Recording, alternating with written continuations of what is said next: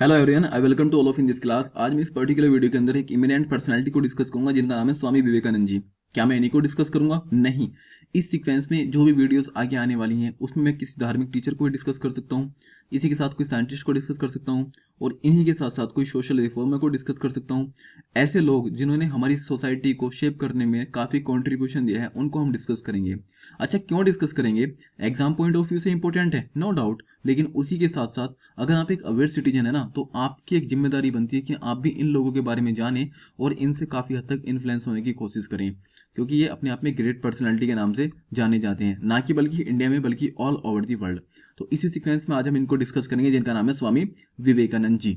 19वीं सेंचुरी में क्या हुआ करता था कि हमारे देश के अंदर चाहे वो सोशल हो और चाहे वो रिलीजियस हो, समाज में और धर्म में बहुत तगड़े लेवल की बुराइयां फैली हुई थी। तो उन्हीं बुराइयों को खत्म करने के लिए, इरेडिकेट करने के लिए एक पर्सनालिटी सामने आया जिनका नाम था स्वामी विवेकानंद जी।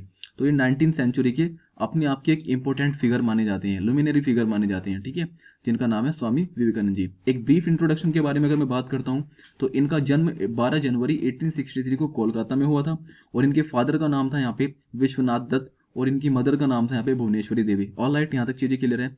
अब एक स्टेट पीएससी में एक क्वेश्चन मालूम किया था कि बताइए इनका चाइल्डहुड नेम क्या था, किनका? स्वामी विवेकानंद जी का। तो इनके बचपन का नाम था नरेंद्र नाथ दत्त। मैं उम्मीद करता हूँ ये एक ब्रीफ इंट्रोडक्शन आपको यहाँ पे क्लियर होगा। स्वामी विवेकानंद जी जो थे, इनका एक इमेंस इंटरेस्ट हुआ करता था रिलीजियस मिस्टिक को लेकर के और स्पिरिचुअल आइडियाज को। मतलब आम चीजों में इनका मन नहीं लगता था, स्पिरिचुअल आइडियाज में, मतलब गॉड के पास कैसे जा सकते हैं या फिर गॉड से कैसे मिल सकते हैं, इन चीज को लेकर के इनका बहुत तगड़े लेवल का इंटरेस्ट था, इमेंस इंटरेस्ट था, बहुत अच्छी इनको इस चीज को लेकर के चाह थी। तो इसी चीज के चलते हुए इन्होंने क्या काम करा, एक कंपनी को ज्वाइन किया। कंपनी मतलब कोई एमएनसी कंपनी नहीं, कंपनी का मतलब यहाँ पे होता है a group of saint, a group of people. ऐसे लोग जो बहुत पढ़े लिखे लेवल के होते हैं, उनकी मंडली जो होती है, उसको इन्होंने ज्वाइन किया, और उनका नाम था स्वामी रामकृष्ण परमहंस। अच्छा, रामकृष्ण परमहंस को इन्होंने ज्वाइन किया और उसके बाद ये उनके क्या बन गए, डिसाइपल बन गए, शिष्य बन गए। क्यों बन गए? क्योंकि ये नॉलेज लेना चाहते थे, किसके बारे में?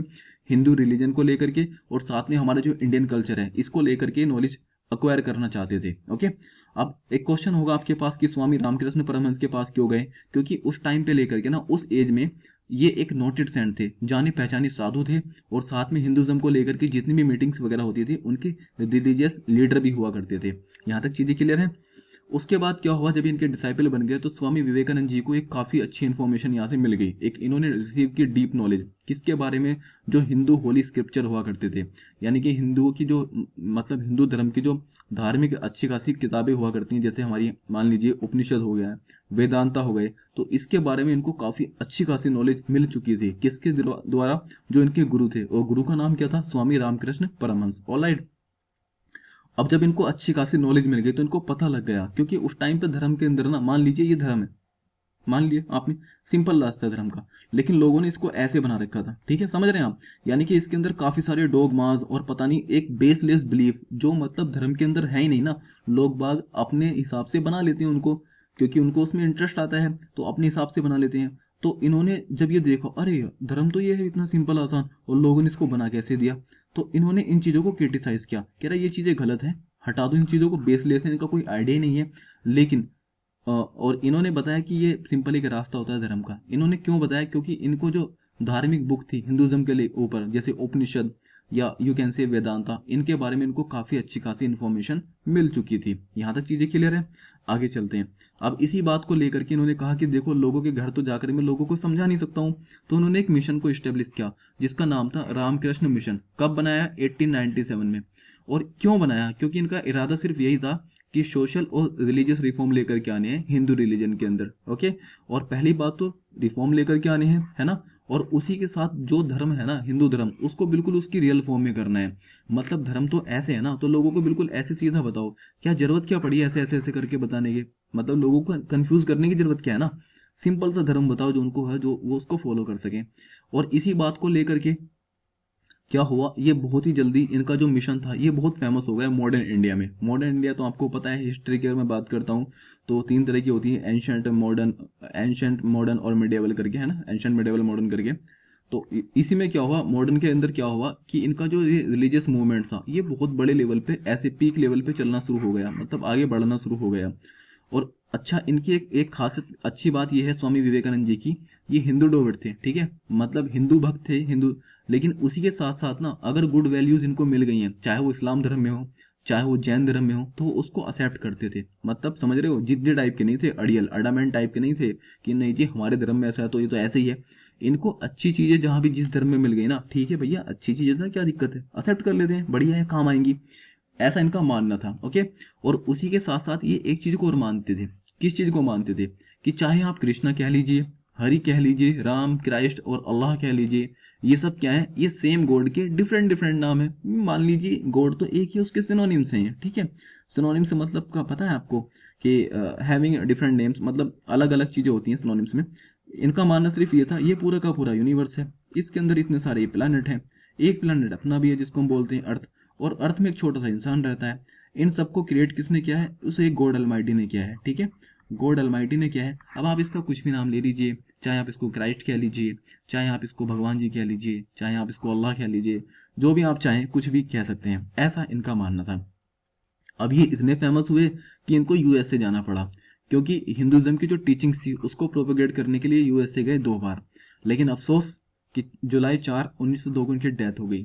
ये सबसे अजीब बात, आप क्या कर सकते हैं इसमें। आगे चल करके अगर हम बात करते हैं जो इन्होंने इंपॉर्टेंट काम किए हैं उसके बारे में कुछ पढ़ लेते हैं। न्यूयॉर्क में जाकर के 1894 में इन्होंने एक सोसाइटी को स्टेब्लिश किया जिसका नाम था यहाँ पे वेदांता सोसाइटी। ऑलराइट। उसके बाद वर्ल्ड पार्लियामेंट हो रखी थी धर्म के ऊपर, रिलीजियस को लेकर के, 1893 में। कहाँ पे? शिकागो में। तो उसमें इन्होंने पार्टिसिपेट किया और इतना अच्छे लेवल का इन्होंने स्पीच दिया कि लोगों ने इनको एक नाम दे दिया, ओरेटर बाय डिवाइन राइट, यानी कि ओरेटर का मतलब बोलने वाला। अब अगर ये कुछ बोल रहे हैं ना तो सब ये ऊपर वाले की मर्जी है, उसी के हिसाब से बोल रहे हैं। क्योंकि 1893 में क्या था, लोगों के बीच में यहाँ पे इतना डिस्क्रिमिनेशन हुआ करता था कि बहुत ज़्यादा डिस्क्रिमिनेशन क्यों हुआ करता था? क्योंकि यहाँ पे एक पॉलिसी फॉलो की जाती है जिसको हम बोलते हैं अपार्थाइड पॉलिसी, यानी कि रंग भेद की नीति, कि आप गोरे हैं हम काले हैं, इस तरह की बदतमीजी वहाँ पे थी। तो उसी में इन्होंने वर्ल्ड पार्लियामेंट में जाकर के जब इन्होंने कहा था all my brothers and sister, तो लोगों ने कहा कि यार देखो, इंसान इंसान को नहीं समझ रहा और ये सबको अपना भाई बहन समझ रहे हैं, कितने बढ़िया लेवल के इनके आइडिया हैं। उसी को लेकर के बहुत फेमस हुए थे। तो अब एक क्वेश्चन भी आता है कि जो वर्ल्ड कांग्रेस हुई थी, वर्ल्ड पार्लियामेंट हुई थी, कब हुई थी? तो 1893 में। कहाँ हुई थी? शिकागो में हुई थी। ऑल राइट, यहाँ तक चीजें क्लियर है। अब इनके कुछ लिटरेरी वर्क की बात कर लेते हैं जो इन्होंने लिखा था। इन्होंने लिखा था कर्मयोग, राजयोग, बहुत इंपॉर्टेंट है। माई मास्टर, ये इन्होंने लिखा था। और एक लिखा था इन्होंने कोलंबो टू अल्मोड़ा। इन्होंने कुछ ये लिटरेरी वर्क किया था अपने लाइफ में जाते जाते लिख करके। और इसी को लेकर के हम इनके बर्थडे को हम सेलिब्रेट करते हैं as a national youth day, है ना। कब? 12 जनवरी को हर साल मनाते हैं। और ये हम काम कब से कर रहे हैं? ये काम हम कर रहे हैं 1984 से। 1984 से हम 12 जनवरी को ऑब्जर्व करते हैं as a national youth day पूरी कंट्री के अंदर। अच्छा, नेशनल यूथ डे क्यों करते हैं? क्योंकि हमारे यूथ को आज के टाइम में इनकी ज़रूरत है बहुत ज़्यादा, ऐसे लोगों के बारे में पढ़ने की जिससे कि वो कुछ सुधर जाएं, कुछ संभल जाएं। क्योंकि आज का यूथ आजकल चाउमीन, पबजी, सब्जी और ये free fire, Facebook, WhatsApp, Twitter, फालतू की बकवास में लगा रहता है। तो मैं क्या चाहता हूँ, सो गवर्नमेंट ऑफ इंडिया चाहती है कि लोग बाग इनके बारे में पढ़ें और कुछ इनसे इन्फ्लुएंस हों, ठीक है। तो 1984 से हम इस डे को ऑब्जर्व करते हैं। जैसे 2021 की अगर हम थीम की बात करते हैं, तो 12 जनवरी को जब ये हमारा नेशनल यूथ डे मनाया गया था, तो यहाँ पे इनकी एक थीम थी कि channelising youth power for nation building, यानी कि किसी भी राष्ट्र को अगर आपको बनाना है ना, तो जो यूथ पावर है ना उसको आपको चैनलाइज करना होगा। चैनलाइज का मतलब क्या होता है? सपोज कीजिए जैसे आप योगा करते हैं या कुंभक करते हैं, तो ऐसा माना जाता है कि जो आपकी पावर है ऊपर की ओर चैनलाइज होनी शुरू हो जाती है अगर आप सेलिब्रेसी लाइफ को शुरू करते हैं।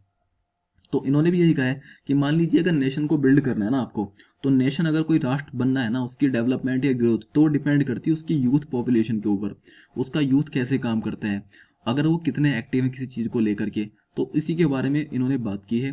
तो आई होप की चीज़ें मैंने यहाँ पे आपके साथ अच्छे से डिस्कस की हैं स्वामी विवेकानंद जी के बारे में।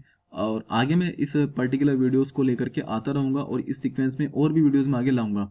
यहाँ पे इस वीडियो को लेकर के आपका क्या व्यू है, आपको कैसी वीडियोस लगी है और क्या क्या इन्फॉर्मेशन आपको और चाहिए थी, और तो आप मुझे बताएं, मैं आगे लेकर के वीडियो आता रहूँगा। इसको शेयर भी कर सकते हैं आप, लाइक भी कर सकते हैं, उसी तरीके से जिस तरीके से आप फेसबुक व्हाट्सएप पे आलतू फालतू की चीज़ों को शेयर करते हैं।